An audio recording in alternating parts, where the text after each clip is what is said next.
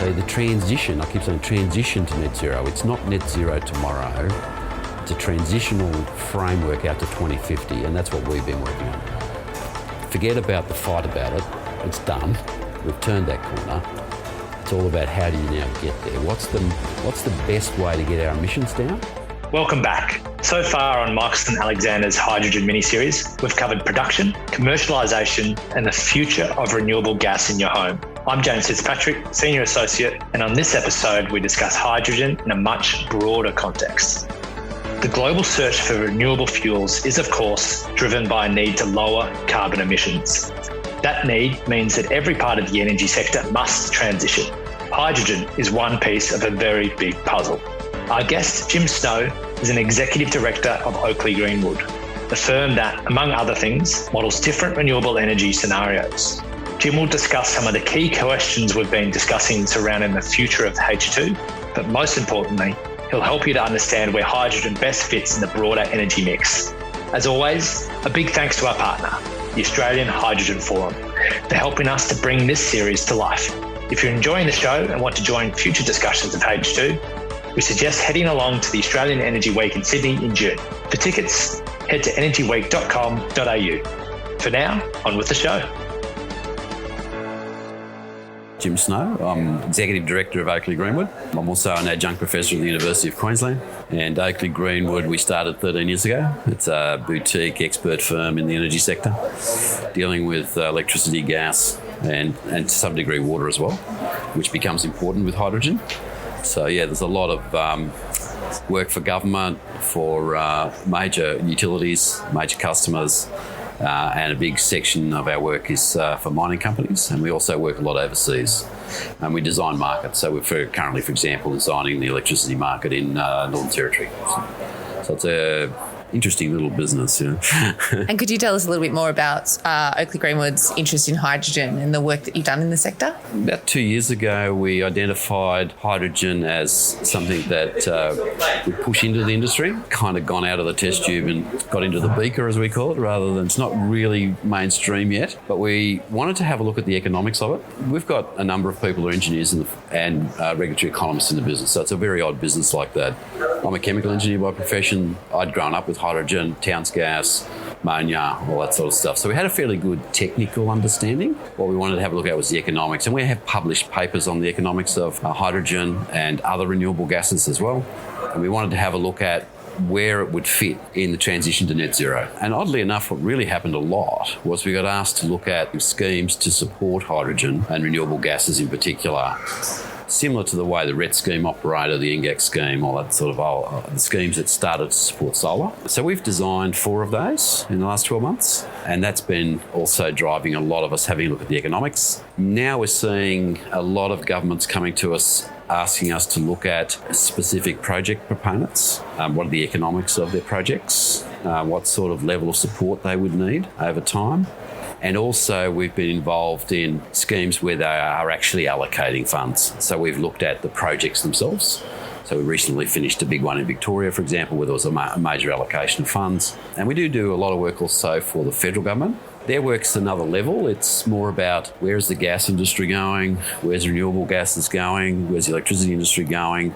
We've done 2 really big reports for them. We also helped the Victorian government in the transitional paper that they did recently. So a lot of policy work, really. It's starting to build in that area, really, and also pragmatically looking at projects.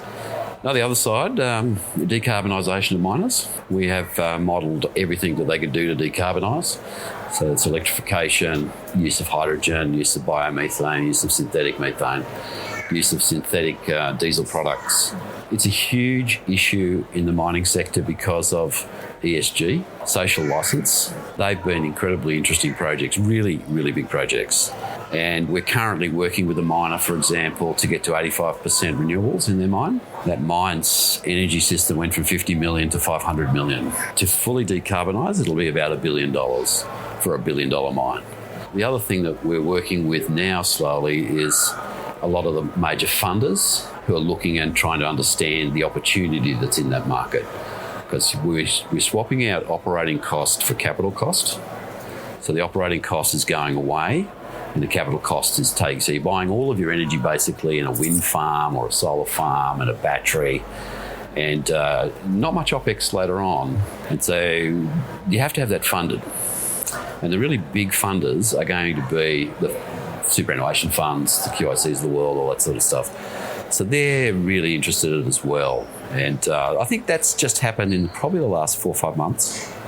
There's that turn of the corner. And one of the things we've said is that in the last 12 months, what we've seen is the argument about doing stuff or not doing stuff's gone away. And now our whole business is focused on the transition to net zero. So we have laid out a complete transition to net zero plan, which we've put in front of various governments as well. And that's pretty early days, but it's very interesting to have a look at that. I'll ask you a very high-level question, and it might not have a simple answer. Do you think you're seeing hydrogen becoming economically viable into the future? So that's a really interesting question, Ron, because there's 2 parts to that. One is the cost to produce the hydrogen. The second is what are the various markets and how much are they willing to pay? So one of the things that's been missing even in this conference has been a really detailed analysis of the willingness to pay by various sectors in the market. So hydrogen at the moment is probably reasonably able to compete within the liquid fuels displacement market. Some technology issues in there we have to deal with. But the problem for hydrogen is it needs very, very, very cheap renewable electricity. There are only 2 forms of energy in Australia that are renewable at scale. One is renewable electricity, the other is biogas. We don't have a lot of hydro, run-of-river hydro that hasn't already been tapped. We certainly don't have a lot of hot underground rocks and things like that. So you really look at that and you go, you have to have very cheap renewable electricity to produce hydrogen or to produce synthetic methane. You can't get around that. So you can have the most efficient conversion process you could possibly even think of, but in the end, you've got to have cheap renewables. And that drives, so gas becomes a carrier for renewable electricity. We can take hydrogen and turn it into liquid fuels if we want to. And when you start to price that up, it's a better market to think about the liquid fuels market. Displacing natural gas, we're probably 15, 20 years away from even being near it. It's just too expensive. And frankly, it's a journey. So take the early markets in the early years. And the other part of the market, which I think is really interesting, is that we're seeing governments here and internationally prepared to fund the development processes to get those prices down, much as they did for solar PV, really. When I started in solar PV, it was $9,000 a kilowatt. By the time I finished the modelling, it was $3,000 a kilowatt. Those curves came in quick because we had really good subsidy schemes. So I think hydrogen is going to benefit at scale, probably not so much in the small areas, but at scale, through subsidies federally and subsidies from Korea and Japan and Europe and places like that. I think you'll see 10, 15, 20 years of that. And if you don't get that, I think it's going to be very difficult for that industry to bring those costs down naturally. So you've got the subsidised parts of the market, but you've got other parts of the market that are really very high cost. Liquid fuels are not cheap, as you know, $100, $120 a barrel. What's the long-term price of oil going to be? To my mind, that's where hydrogen domestically should first focus. Get that market down as fast as it can, and that will help with bringing some of the costs down. And I think the other thing that people forget with this energy costing problem, one of the things that drives your cost is what's your social licence. So one of the problems for coal companies, they have no social licence left, so it's not worth pursuing it. For the gas industry, they're going through a transition where they're stuttering with their social licence, so it's costing more to do stuff, to do development work. There seems to be a view that is now changing rapidly that the renewable energy industry, particularly the hydrogen industry, has got a social licence. But we're finding out that that's not necessarily true either, because the size of these plants are huge. The 1 gigawatt plant Edify in Queensland for the hydrogen production will be 300 acres, and that's 18 petajoules. That's next to nothing in gas terms. But it's this scale that's going to cause the problem. It's the power line problem coming in and out of Victoria. You've got to allow time for that stuff to flow through. You don't get frustrated with it. The social licence will come, but it's not going to be immediate. It's like every industry has to build its social licence, and there's a cost to that. And that's where governments can play a really good role, a really top-class role in trying to get that social licence to operate properly the not in my backyard syndrome will apply to renewable energy as much as it applies to gas or coal. So the transition, I keep saying transition to net zero, it's not net zero tomorrow. It's a transitional framework out to 2050, and that's what we've been working on. Forget about the fight about it. It's done. We've turned that corner. It's all about how do you now get there? What's the best way to get our emissions down? I mean, frankly, the best way to get our emissions down right now is get rid of coal. Get coal out of the system. Just they're not making any money. They don't want to be there. They want to shut them down. Help them. And then in that period, go through getting the cost of the alternatives down, getting the technology, getting the skills up. Skills are going to be difficult as well. I mean, I think it's a more complex issue than just a cost of production. It's not a technical calculation. It's about how do I get a project going. You know, I'm an engineer. I can tell you that some projects, that people come to me and they go, well, I want to expand. In fact, I'm working with one now. If they electrified the mining sector that I'm looking at, we go from 200 megawatts to 900 megawatts. These new 275 kV power lines, 10 years. You won't get those built within 10 years. Simple as that. And that's a cost. And that's millions of dollars to do that. Before you put anything on the ground, your build-up costs are going to be enormous. The government can short-circuit that. They could take that 10-year process and turn it into a 3-year process. You're talking about the transition is going to take some time, and it needs to take time to build that social license to operate. At the same time, we've got push from governments, especially state governments in Australia, to bring down emissions quickly. And so they're, mandating different things to ensure that happens. And then the other angle of that is that industry wants things to move fast. Some parts of industry want things to move fast. How do we balance all of that? Again, it's about what are you trying to achieve? So what we're trying to achieve here is the fastest reductions in emissions for the least cost. So we run a thing called the South Australian Case Study. So in Australia, we have this absolutely amazing case study called South Australia. It's in the national electricity market, it's in the gas market, it's no coal in the state. It's all wind, solar and gas, and a little bit of imports from Victoria. We actually modelled that for today and for 98% renewable. And gas plays an enormous role in getting there. So you end up with this rump of gas. The gas that's left over is basically like a deep storage battery. It's about 450 gigawatt hours, which is about 1.5 times Snowy 2. And you can decide how you deal with that any time during that process. Decarbonise it to become hydrogen, biomethane, battery, pumped hydro, let all those technologies compete for that space. So South Australia currently is 0.3 tonnes per megawatt hour. Victoria's 1 tonne per megawatt hour. So if I took South Australia and overlaid it into Victoria and shut the coal down, we would save 70% of the emissions by that. And we can do that in New South Wales, we can do it in Queensland as well. So my view of the transition to net zero is we've got this very easy job. Let's just get rid of the coal. We've got 75% of emissions that go out. It's going to give us the time for hydrogen to develop, biomethane to develop, synthetic methane to be developing, batteries to develop. We can decide how to get rid of that rump. So when you get to 98% renewables in South Australia, it's 0.1 tonnes per megawatt hour. So when we get to 0.1 tonnes per megawatt hour in the national electricity market, the immediacy of dealing with it will also go away. It'll happen, but it's going to go away as an immediacy issue, which is the thing you were talking about. And you've got a lot of options of how to get rid of that. The other great thing about it is whatever product you use to do that deep storage can actually be quite expensive because it's not getting used much of the time. So the gas, for example, when we look at the gas could be 3 times the price. We can use LNG to do that, no trouble at all, today's process.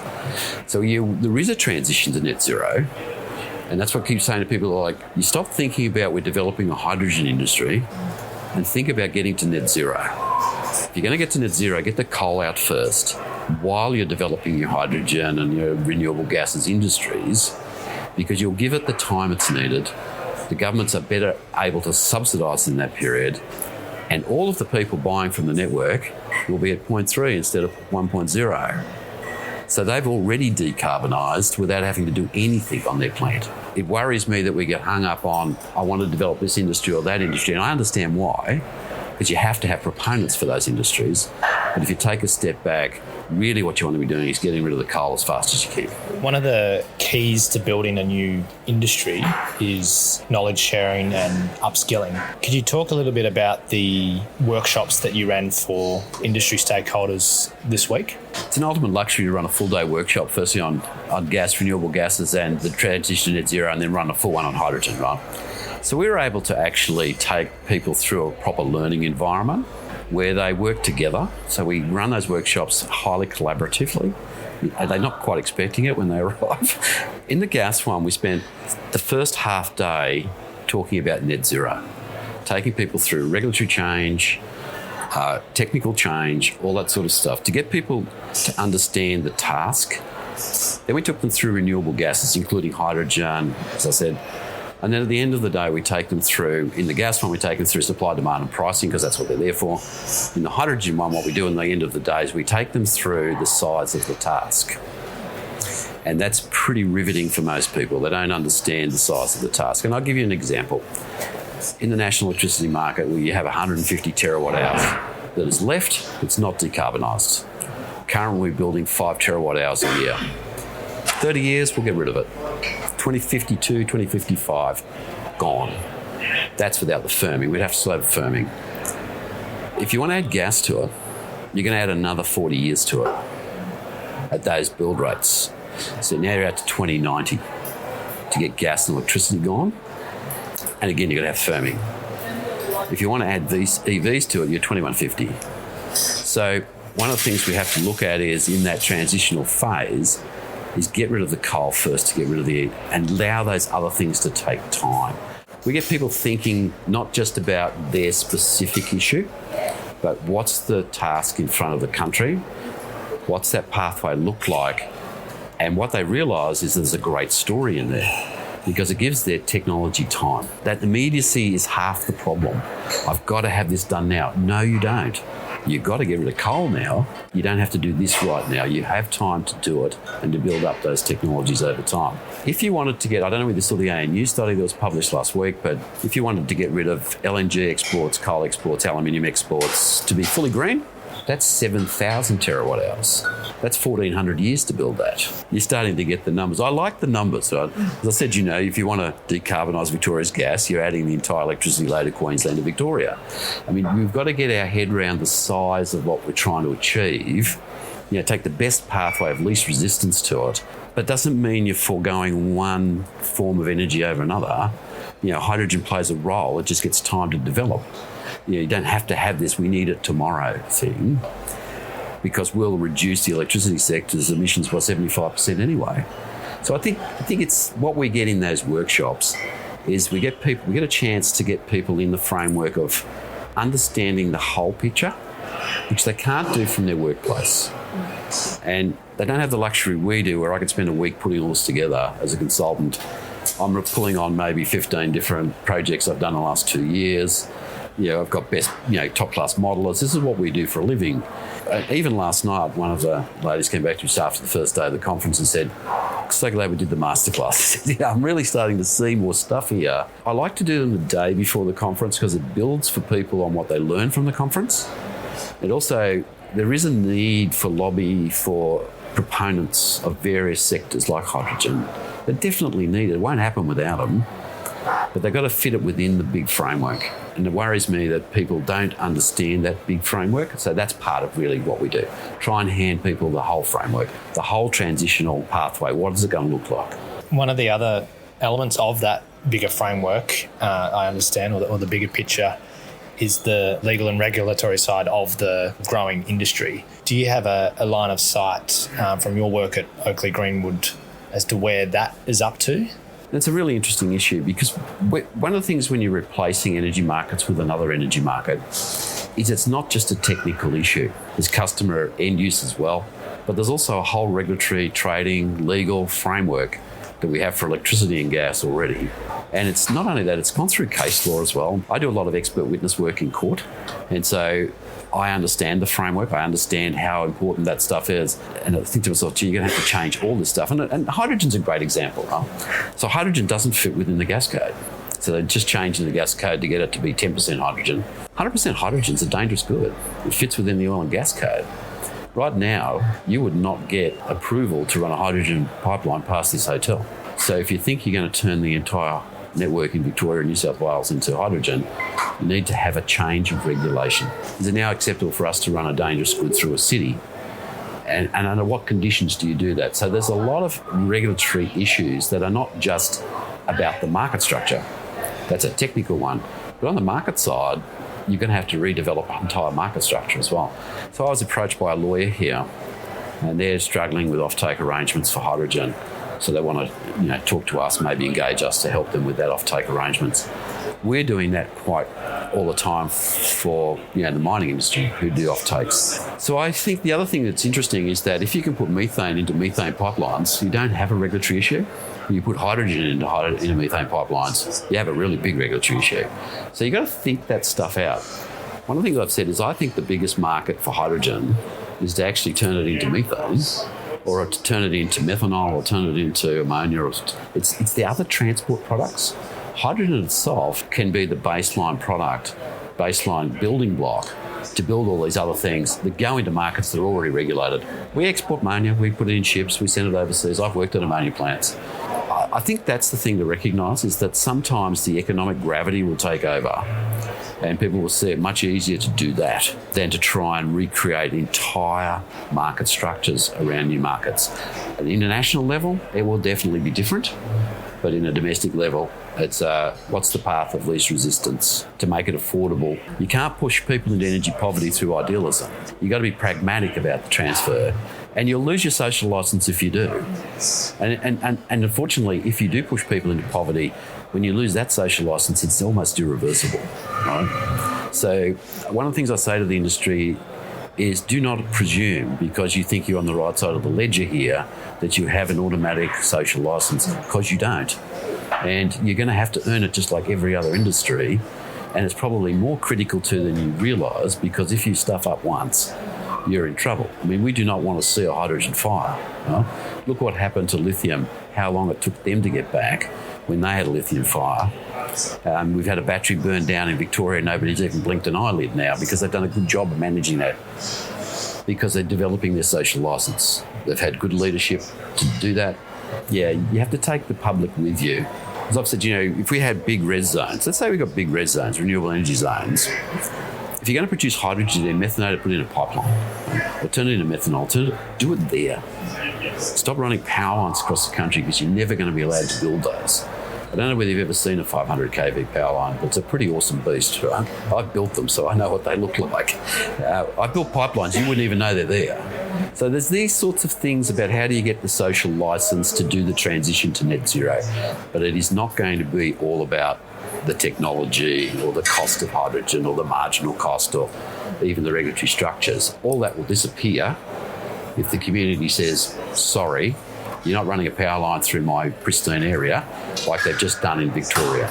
Or, sorry, you've sent my grandmother into energy poverty. I'm not going to support it. It's a really good point, and something for us, we're a strategic communications and social impact firm, so something that we're very interested in, and particularly in the hydrogen space. And I think you make a good point there in that it's complex. There's not just one facet to it. The general public, yes, they want to see a zero emissions or net zero emissions future, but they're also concerned about their household bill. They're also concerned about the safety of their family and the energy that's going into their home, and they're concerned as well, naturally, about the not in my backyard. Value of my property is a very, very big issue. I've just paid $1.5 million for my property. Don't run a power line near it, right? So I call this the scale-up issue. So we've gone from test tube to beaker to scale. Scale is an engineering area, it's a big trouble, and it's a huge economic area, and it requires massive investment. Different eyesights are going to be over this part of it than what you've seen today. So there'll be different advocates, and they'll have a different viewpoint. So, we've had a very strong scientific advocacy about climate change. It's done. We've passed that point. Now we need to have the advocates come in about how do we get to net zero, how do we do it at scale, and how do we fund it, and how do we take people with you on that journey. I mean, I worked in PR for a long time at AGL, and I used to monitor that really closely. it didn't take much for people to turn against you, right? You know, I saw a reversal of faith in gas of about, half the people turned off with one fire, just one fire. So you learn that these things are more nuanced, I think, than people think. Thanks for tuning in. And thanks to Jim for joining us and sharing some incredible insights. Next up, we're discussing another hot topic in the H2 space, the potential for a guarantee of origin scheme. Joining us will be Cameron Matten, Manager at Future Carbon Markets at the Clean Energy Regulator. In the meantime, make sure you subscribe to the show. See you soon.